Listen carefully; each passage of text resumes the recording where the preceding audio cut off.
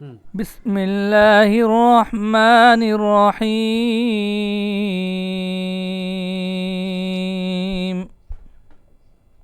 السلام علیکم ورحمۃ اللہ وبرکاتہ۔ عزیز دوستو، اسلامی معلومات چینل سے میں سید وسیع الدین آپ تمام حضرات سے گزارش ہے کہ میرے اس چینل کو سبسکرائب کر لیں اور لائک اور شیئر کرنا بھی نہ بھولیں، تاکہ دین کی یہ ضروری اور مختصر سی معلومات آپ کے علاوہ دوسروں تک بھی پہنچتی رہیں۔ ناظرین اکرام، جیسا کہ گزشتہ ویڈیو میں نماز کا مکمل طریقہ بتایا گیا، لیکن اس میں کچھ باتیں سہون رہ گئی تھیں، لہٰذا آج ان چھوٹی ہوئی چیزوں کو مختصراً بیان کیا جا رہا۔ تکبیر تحریمہ میں مردوں کو ہاتھ کان کی لو تک لے جانا ہے، مونڈوں کے اوپر ہاتھ اس طریقے سے لے جانا ہے کہ انگوٹھا کان کی لو تک آ جائے۔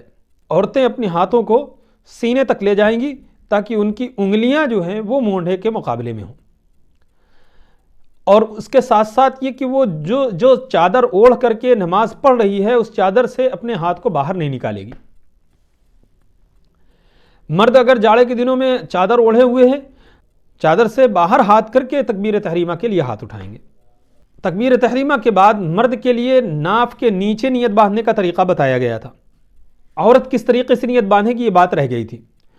تو عورت کے لیے مسنون طریقہ یہ ہے کہ وہ اپنے ہاتھوں کو سینے پر رکھے گی، اس طریقے سے اپنے ہاتھوں کو سینے پر اس طریقے سے رکھے گی، ہتھیلی پر ہتھیلی رکھ لی گی، اور اس میں بند نہیں کرنا، اس کو پکڑنا نہیں ہے، بلکہ صرف ہتھیلی پر ہتھیلی کو یوں کر کے ایسے رکھ لینا ہے۔ یہ عورت کے لیے مسنون طریقہ ہے۔ اس کے بعد رکوع میں مرد پورے طور پر جھک جائیں گے، جیسا کہ گزشتہ ویڈیو میں بتایا گیا۔ عورت پورے طور پر نہیں جھکے گی، اور مرد اپنے پیروں کو جھکنے نہ دیں گے، بالکل سیدھا رکھیں گے۔ عورت اپنے پیروں کو گاٹھ کے پاس سے تھوڑا سا خم دے گی، ہلکا سا جھکا کر کے رکھے گی، اور اتنا نہ جھکے گی جتنا کہ مرد جھکتے ہیں، بلکہ تھوڑا سا کم۔ مرد بالکل سیدھے ہو جائیں گے، عورت تھوڑا سا کم جھکے گی۔ اور مرد اپنے ہاتھوں سے اپنی گانٹھ کو پکڑ لیں گے، لیکن عورتیں اپنی گانٹھوں کو پکڑیں گی نہیں، بلکہ ہاتھ کو انگلیوں کو سیدھا کر کے صرف گھٹنے پر رکھ لیں گی۔ یہ بہتر طریقہ ہے عورت کے لیے۔ اس کے بعد پھر جو بات رہ گئی تھی وہ تشہد کی بات رہ گئی تھی، کہ تشہد میں ہمیں جب تحیات پڑھنا ہے تو اس وقت ہمیں اپنی انگلیوں کو کس طریقے سے اٹھانا ہے، اشارہ کیسے کرنا ہے۔ تشہد پڑھنے کے بعد ہم کلمہ شہادت پڑھیں گے، اسی وقت ہم اپنے ہاتھ کو یوں حلقہ بنا لیں گے، حلقہ بنا کر کے اشہد اللہ پر انگلی کو اٹھائیں گے اور الا اللہ پر انگلی کو اس طریقے سے رکھ لیں گے، اور یہ حلقہ ہمارا اس وقت تک رہے گا جب تک کہ ہم سلام نہ پھیر دیں۔ سلام پھیرنے تک اسی طریقے سے حلقہ بنا رہے گا۔ بعض حضرات اس حلقے کو کھول دیتے ہیں، تو مسنون طریقہ یہ ہے کہ حلقے کو بنائے رکھنا ہے۔ اس کے بعد آپ نے درود شریف پڑھی، درود شریف پڑھنے کے بعد آپ نے دعائے معصورہ پڑھی، اور پھر اس کے بعد السلام علیکم ورحمۃ اللہ، السلام علیکم ورحمۃ اللہ، نماز کا سلام پھیر دیا آپ نے۔ عورت کے لیے ایک ضروری چیز یہ ہے کہ جو چادر وہ اپنا اوڑھ کر کے نماز پڑھے گی، وہ چادر اتنی موٹی ہونی چاہیے کہ اس کے سر کے بال جھلک نہ رہے ہوں، سر کے بال نہ جھلکیں۔ عام طور پر عورتوں کو دیکھا جاتا ہے کہ جس دوپٹے کو وہ اوڑھ کر کے ادھر ادھر اپنے کام میں مشغول ہوتی ہیں، اسی دوپٹے میں وہ نماز پڑھنے لگتی ہیں۔ اور آج کل جو دوپٹہ عورتیں اوڑھتی ہیں وہ اس طریقے سے ہوتا ہے کہ آپ اس پار سے اس پار خوب اچھی طریقے سے دیکھ لیں۔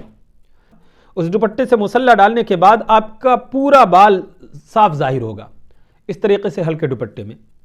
اور آج کل کے ماحول میں ہماری مائیں اور بہنیں نصف آستین، اس سے بھی کم، چوتھائی آستین کا کپڑا پہن کر یا بلا آستین کا کپڑا پہن کر کے نماز کے لیے کھڑی ہو جاتی ہیں، اور وہ جس دوپٹے کا عرض صرف ایک ہاتھ ہوتا ہے، 1.5 ہاتھ ہوتا ہے، کہ مسلح باندھنے کے بعد جب وہ یوں کر کے اپنی نیت باندھتی ہیں تو کوہنی اور کلائی ان کی پوری صاف نظر آ رہی ہوتی ہے، وہ کھلی ہوئی ہوتی ہے۔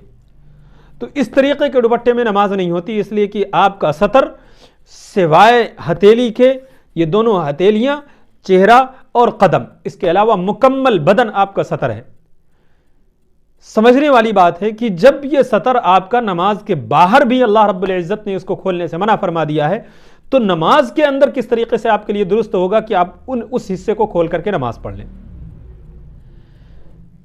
مکمل آستین والا لباس پہن کر کے نماز پڑھیں، یا پھر اتنا آپ کا اتنا لمبا چوڑا دوپٹہ ہو کہ جو کمر سے نیچے جا رہا ہو، کہ آپ جب قوما کے لیے کھڑی ہوں تو ہاتھ جب سیدھا کریں تو سوائے انگلیوں کے کچھ نظر نہ آئے، آپ جب سجدے میں جائیں تو بھی سب کچھ چھپا ہوا ہو، نماز کے رکن میں منتقل ہوتے وقت جو حرکتیں ہوتی ہیں ان حرکتوں کے وقت آپ کا وہ سطر ظاہر نہ ہونے پائے، یعنی کلائیاں آپ کی نظر نہ آنے پائے۔ تو عام طور پر چوڑا دوپٹہ ہونا چاہیے اور موٹا بھی ہونا چاہیے، تاکہ آپ اچھے طریقے سے صحیح ڈھنگ سے اللہ رب العزت کے سامنے حاضر ہوں۔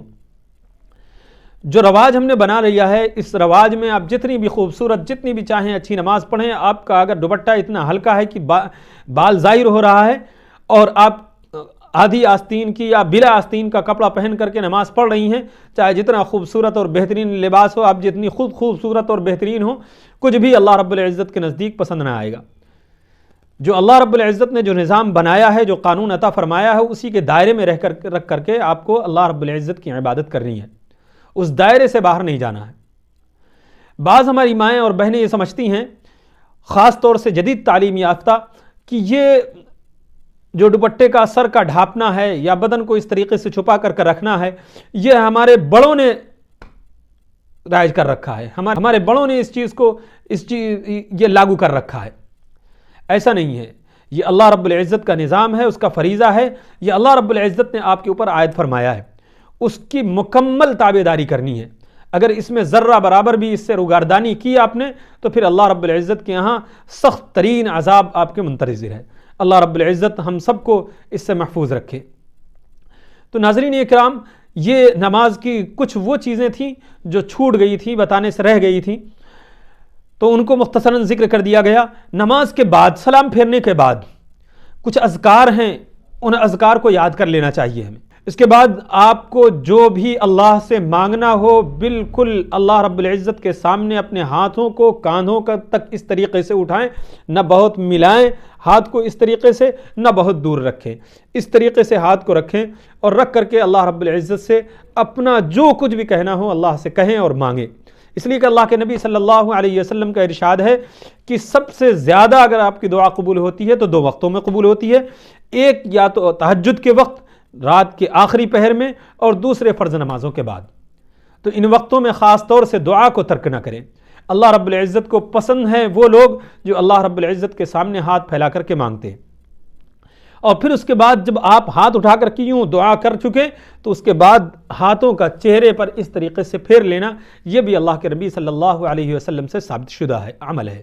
تو ناظرین اکرام، یہ مختصر سے نماز سے متعلق وہ اعمال تھے جو گزشتہ ویڈیو میں سہون رہ گئے تھے، بھول سے چھوٹ گئے تھے۔ اللہ رب العزت سے دعا ہے کہ اللہ تعالی ہم سب کو اسی طریقے سے دین کی چھوٹی چھوٹی باتوں کو سیکھنے کی اور اس پر عمل کی توفیق عطا فرمائے۔ وما علینا الا البلاغ، والسلام علیکم ورحمۃ اللہ وبرکاتہ۔